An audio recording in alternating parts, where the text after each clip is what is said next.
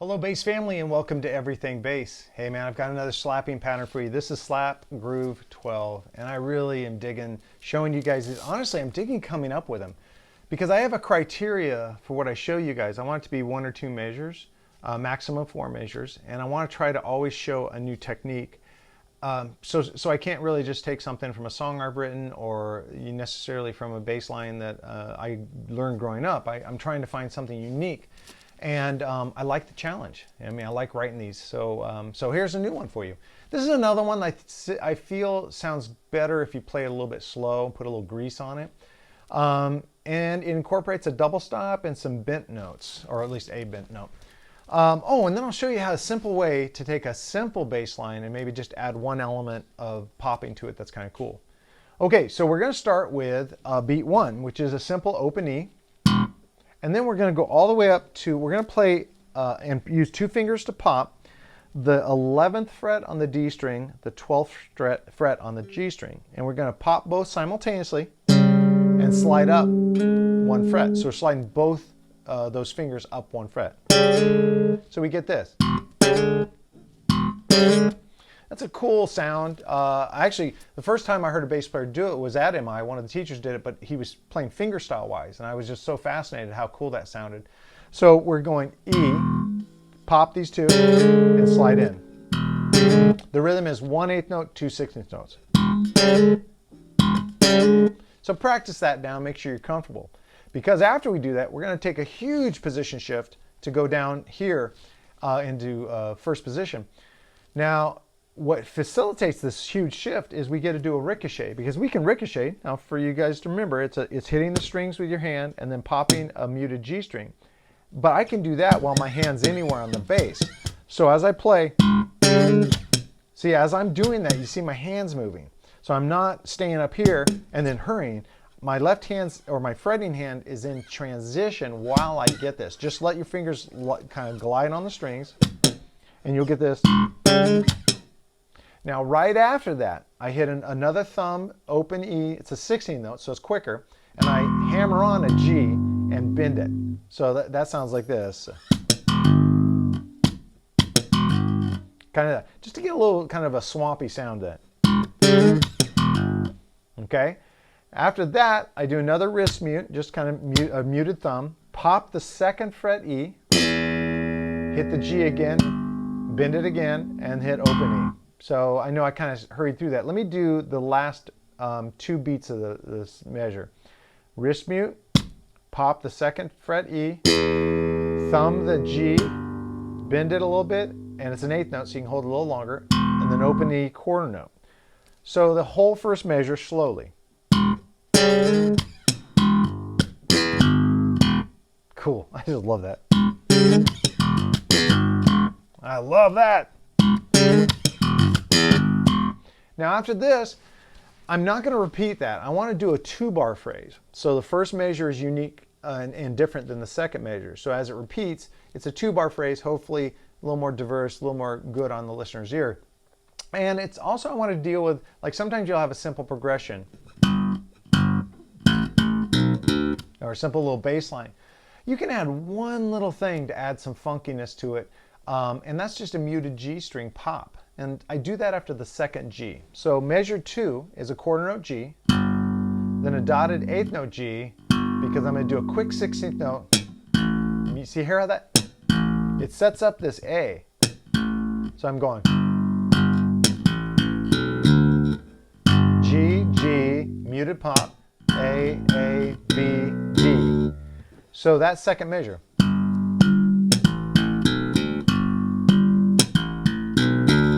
Now the whole groove. And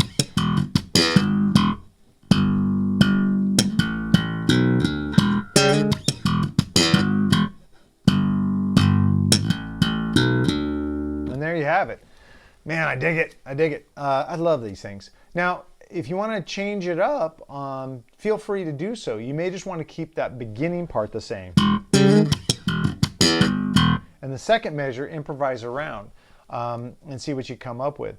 Now, I'm going to add a little additional, because people have been asking if I could define like why I chose these notes. Okay, and I find this might help you in creating your own bass lines. So I'm doing an E dominant chord there, so an E dominant 7, and my root is E.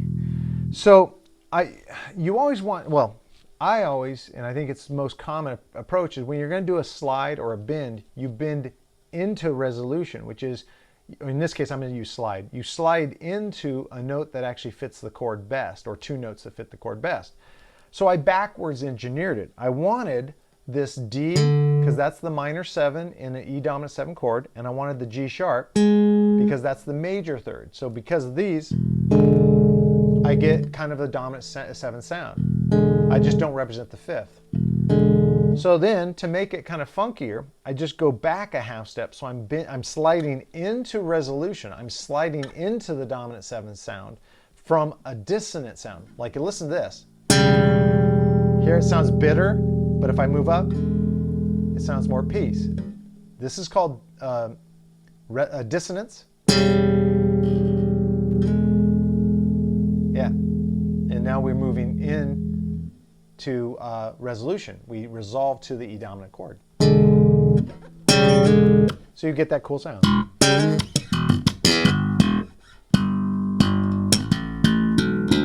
I think it works great. But try other things. Find two other chord tones of an E dominant 7, put in the 5th, and find them anywhere. On the D string and G string, come up with two chord tones, move back a half step, bend into those, and see what the effect is. It's going to be cool, I'll tell you that. All right, so that's Slap Groove 12, and now we're moving on to another Encore item. And I've just been onto a whole thing of suggesting albums because I've just been really listening a lot to some of the players that really formed me. Now, this is an album from Brian Bromberg called Jaco. And at times, it was actually, I've seen alternate titles, so I don't know if it was a reissue or whatnot, but alternate titles called Portrait of Jaco or Portraits of Jaco. But the original version came to me when I was the editor of Bass Frontiers magazine, and it came to me to be reviewed. And a couple things struck me. First of all, right away, you put it on. In fact, I might have had a special version, I'm not sure, but I had a CD of it, put it in, and the recording quality was amazing. It actually inspired me to buy new speakers for my stereo because it was just great. And so right away it caught my ear, and just how great this album sounded. But Brian did a unique thing in honoring Jaco with these cover songs of his songs. Is he didn't do note for note, beat for beat remakes of them. He found new ways. A lot of times changing, like if the original was on the electric, he played it on the acoustic or upright bass. If the song was really up tempo, he changed the tempo. He did so much creative like things, but still honored Jaco in the playing. Couple of highlight, well, you know what, the highlight track is the album, because I just, I'm a big fan of Jaco's playing, I'm a big fan of Brian Bromberg, so it was kind of like the best 1-2 punch for me. But check out how he did Come On, Come Over. It's so great, man. It's just, again, not doing, as we've heard a lot of bands cover and people do note for note remakes, it's his take on it, but it's still really, really, you get the vibe of the original, but he's playing upright. Teen Town, a remark you made, his version of the chicken is so cool. It's so cool. But it's really worth getting. It's still available. I found it in several different places online. I still have the original recording of it in my CD library, and I'm never getting rid of it because it's great. And I really respect, first of all, the skill it took for Brian to go through and not only figure out how he was going to play these songs and how he was going to change them up so they weren't just so obvious, but also being the band leader and doing the arrangements for the entire band. I mean, it really shows you how great Brian Bromberg is. If you don't know Brian, check it out. You may want to start with this album, but you could just check out. He's got so many great albums out there. Anyway, give it a shot. Brian's an amazing player. A little side note.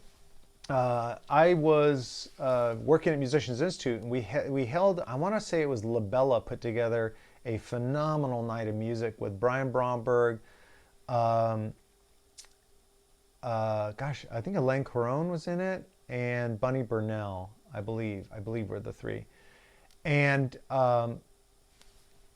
Brian had his upright and was playing, and they were up there, just three bass players, no drums or anything, and they were doing wonderful like improv sections, covers. And Brian took one solo, and I can just remember I think I even sat down because I was just like, oh, okay, that's just too much. But on his upright, he was playing this amazing solo. Then he started tapping on his upright, not as a gimmicky trip or show stuff, like melodically adding to his solo. He was doing it for a purpose. But to see someone tapping on an upright bass just made me just want to give up. And I say that facetiously, but Brian, amazing. That was a great night, and I thank you for that. As well, Bunny, and I believe it was Elaine Caron played. All right, guys. So Slap Groove 12 and Jaco, or Portraits of Jaco, I think is a reissue title name of it, by Brian Bromberg. I encourage you to check out Brian, man. He's also just a really, he's a advocate for bass, and he's done so many. He started a online bass radio station. He's just really great, and I love him, and he's just a fun guy to talk to, and I really have great respect for him. Okay, so that's it, guys. I will see you at a future video. Please, before you leave, do me the solid, if you could do a couple things for me that helps me grow this channel. If you're not yet a subscriber to the channel, it's free. If you could just go down to the button, hit subscribe, hit the little bell icon next to it. Those two things really helps this channel grow, and it means a lot to me. It allows me to do more videos in the future. Similarly, if you hit the like, all these things add up in the world of YouTube to show that this is an active channel and that it's something that they should be promoting, and it would really help me grow the channel. And of course, if you could share this video with other bass players so we can kind of grow the channel. The channel is growing quickly. We also have a matching Facebook group, and so if you go to Facebook and you search Everything Bass with Dale Titus, the entire phrase, you'll actually come to a page. It's free. Just hit follow.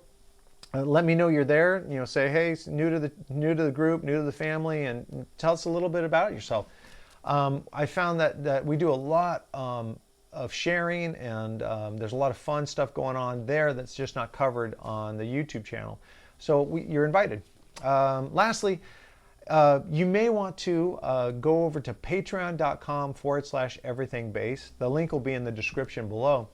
But going there, and if you become a Backstage Pass member, which at the time of taping is only $8 a month, you actually have access to download all the written materials for every video I ever do.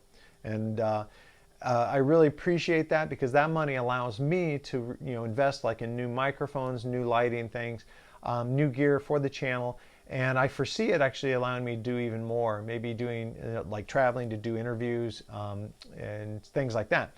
But it would mean a lot to me if you could go there and actually become a monthly subscriber. If you don't need the written materials, you don't think they're important, but you want to support the channel, I put a tip jar out. If you want to just tip me $1 a month, that's huge too. That means a lot to me, and I celebrate when I see those tips coming in. So thank you for everything you guys are doing to help grow this channel. It means a lot to me. It's one of my favorite parts of my life right now, is spending time with you, both in front of the camera and on social networks, just hanging with my family. Man, because bass players are the best. All right, guys, I will see you at the next video. Thanks for stopping by.